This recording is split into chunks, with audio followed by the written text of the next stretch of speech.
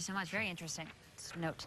Okay, ladies, we have been talking about this one forever, about how great it would be if our partners maybe chipped in around the house a little more. But how much more housework or childcare do working women actually do?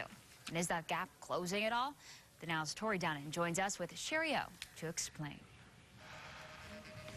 Yeah, so this is a really interesting topic that we're going to talk about today. And Shari, the big question is, what does research show? You've got working moms, working dads. How did they split up taking care of the house and childcare? It's super interesting, Tori. So the thing is that on average, working women spend about 20% more time doing housework, 20% more often they do some kind of housework than working men. And when they do that housework, they spend about 30% more time doing it. When it comes to childcare, women are twice as likely to be spending twice as much more time on childcare than the men. So the differences are really significant.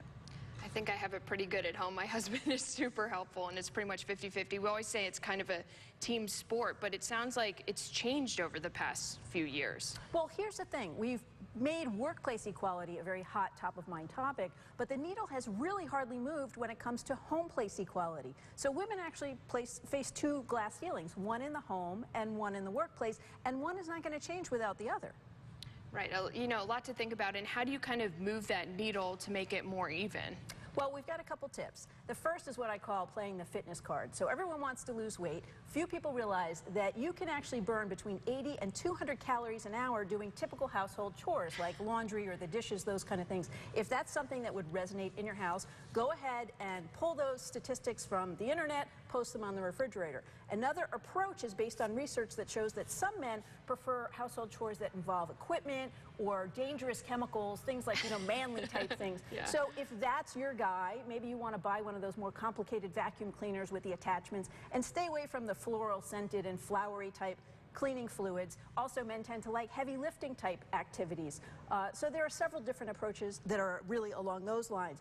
Another thing is to, instead of focusing on nagging about doing the housework, instead focus on equaling your leisure time, which is one of the areas we know that women give up when they have children and more housework. So if you're going to spend an hour or two more a week with your friends or on hobbies or exercise, just by definition, he's going to have to pick up some of the slack. And then the last thing, Tori, is really looking at your own attitudes, because there are studies that show that even single working women who live alone spend more time on household work than single men who live alone. So it may be that we just have sort of a higher standard. It may be that your guy feels he's just not going to meet your standards, so he doesn't want to step up and do it. And there's actually research that shows some women find men who do household work to be less attractive.